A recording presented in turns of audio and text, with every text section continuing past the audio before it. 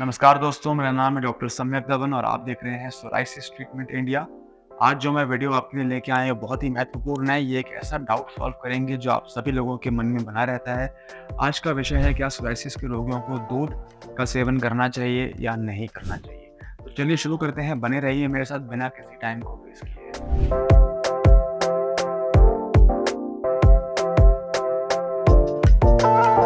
Guys, बहुत बार मैं देखता हूँ कि लोग हमारे पास आते हैं, पेशेंट्स ऑनलाइन भी कंसल्टेशन लेते हैं, ओपीडी में भी आते हैं। हमारे पास 2 सेंटर हैं, एक फरीदाबाद में है, एक अलीगंज लखनऊ में है। तो यहाँ पे जो फीडबैक मुझे मिलता है वो ये है कि पेशेंट्स काफ़ी बार पूछते हैं कि मिल्क कंज़्यूम करना चाहिए कि नहीं। इनफैक्ट मैंने अपनी बहुत सारी वीडियोज़ में ये टिप भी दी है कि इन्फ्लेमेशन कम करने के लिए, सोराइसिस कम करने के लिए 3 ग्राम हल्दी गर्म दूध में मिला के पीने से सोराइसिस जो है वो कम होता है, उसमें 100% बहुत रिलीफ मिलता है। लेकिन फिर उसके बाद काउंटर क्वेश्चन लोग ये करते हैं कि क्या दूध पीना चाहिए कि नहीं। तो आज मैं वंस एंड फॉर ऑल आपके लिए डाउट सॉल्व करना चाहता हूँ कि क्या आपको मिल्क कंज्यूम करना चाहिए या नहीं। देखिए, सबसे पहले तो ये समझते हैं कि आखिर इतना कन्फ्यूजन क्यों है इस टॉपिक को लेके। क्या कोई साइंटिफिक स्टडी है भी कि नहीं है।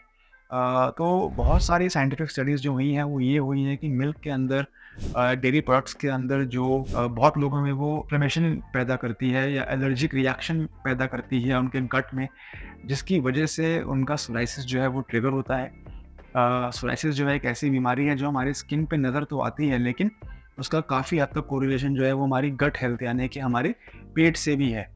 इनफैक्ट आयुर्वेद में भी ये लिखा हुआ है कि बहुत सारी बीमारियां जो चर्म रोग होते हैं उनका जो उत्पत्ति जो है वो शरीर के अंदर उनके कॉन्स्टिपेशन की वजह से, इनडाइजेशन की वजह से, प्रॉपरली स्टूल्स ना पास कर पाने की वजह से।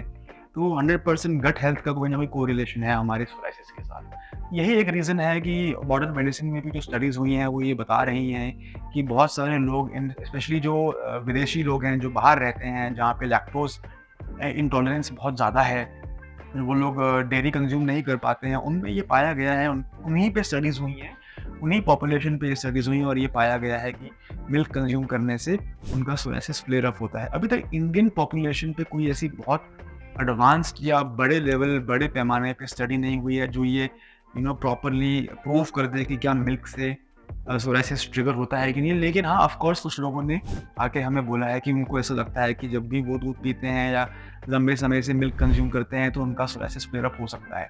तो ऑफ कोर्स एनेक्डोटल एविडेंस है इस चीज़ का कि लोगों का शायद सोराइसिस बढ़ता है जब वो दूध कंज्यूम करते हैं।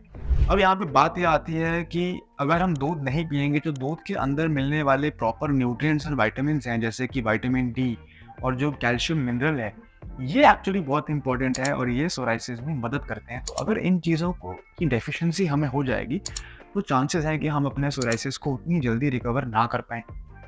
तो अब अगर दूध हमें कंज्यूम नहीं करना है तो हम कैसे इंश्योर करें कि हमारी डाइट में adequate amount of calcium, mineral और विटामिन डी बना रहे, ताकि हमारे सोराइसिस की रिकवरी में, हमारे डिजीज़ प्रोग्रेशन में हमें नुकसान ना हो। तो अब हम बात करते हैं कि कैसे हम मिल्क प्रोडक्ट्स को सब्स्टिट्यूट कर सकते हैं ताकि हमारी डिजीज़ की स्टेबिलिटी में, डिजीज़ की प्रोग्रेशन में कोई इशू ना आए। तो गाइस, सिंपल है। कैल्शियम और विटामिन कंज्यूम करने के लिए हम और भी फूड सोर्सेज पे जा सकते हैं, जैसे कि soybean, green leafy vegetables, fruits, अपना फोर्टिफाइड सीरियल। ये कुछ ऐसी फूड आइटम्स हैं जिसके अंदर अधिक मात्रा में हमें कैल्शियम मिल सकता है, हमें अधिक मात्रा में विटामिन डी मिल सकता है। अगर आप नॉनवेज कंज्यूम करते हैं तो सैल्मन यानी कि फ़िश एक बहुत ही अच्छा सोर्स है। अगर आप नॉनवेज कंज्यूम करते हैं तो एग्स एक बहुत ही अच्छा सोर्स है विटामिन डी और कैल्शियम के लेवल को अपने शरीर के अंदर बनाए रखने का। ज़रूरी नहीं है कि आप दूध पिएँ, ज़रूरी ये है कि विटामिन डी और कैल्शियम हमें अपनी बॉडी में मिलना चाहिए। तो मैंने बहुत ही बेसिक आपको कुछ फूड आइटम्स ऐसे बताए हैं नॉन वेजिटेरियन लोगों के लिए और वेजिटेरियन लोगों के लिए, जो कि आप कंज्यूम कर सकते हैं ताकि आपके बॉडी में कैल्शियम और विटामिन डी का लेवल बना रहे, जो कि क्रूशियल है सोराइसिस में रिकवरी पाने के लिए। उम्मीद करता हूँ कि इससे आपके थोड़े बहुत डाउट क्लैरिफिकेशन हुए हों कि क्या हमें दूध कंज्यूम करना चाहिए कि नहीं। यदि आप दूध नहीं पीना चाहते हैं तो आपको पीने की ज़रूरत नहीं है।